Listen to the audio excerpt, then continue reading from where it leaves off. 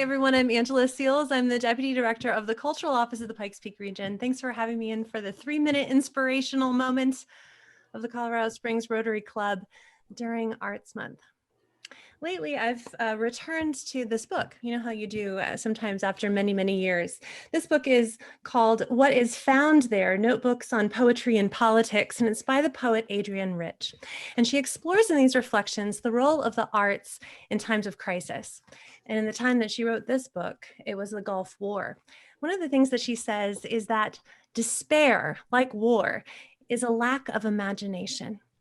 And so I'd like to put it to you today to think about that the key to our collective despair this pandemic is going to be our ability to imagine better ways through it together and eventually out of it.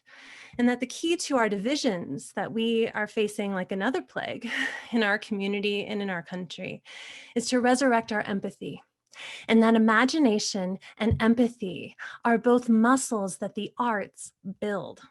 The problem is that a lot of us don't feel very comfortable doing artistic things anymore. And I want to read to you a passage about that she shares. Fewer and fewer people in this country entertain each other with verbal games, recitations, charades, singing, playing instruments, doing anything as amateurs, people who are good at something because they simply enjoy it.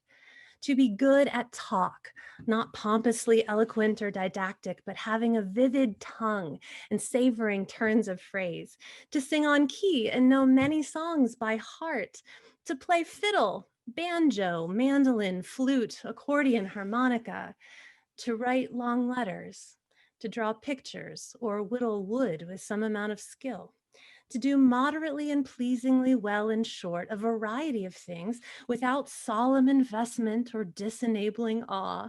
These were common talents until recently, crossing class and racial lines.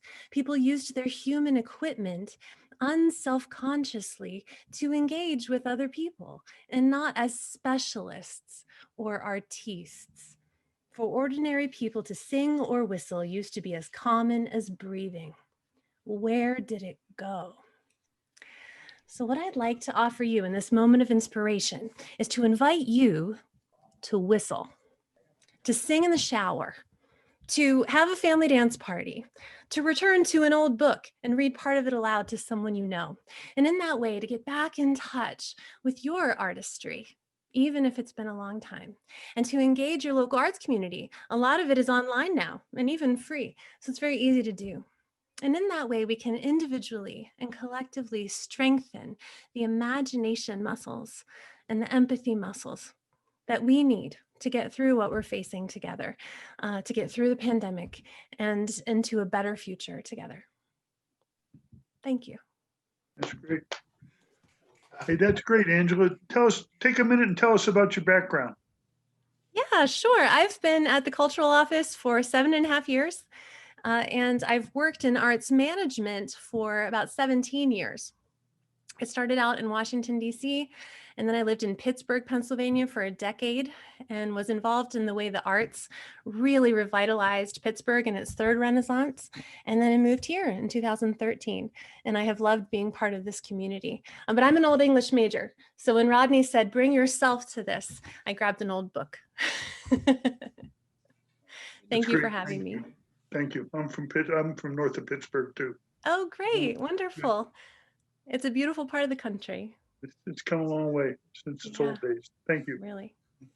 Thank you, Angela. That was beautiful. Thank you so much. You were right on point. Everything I dreamed it would be. So I appreciate that. Thank you for sharing that with us. Now for our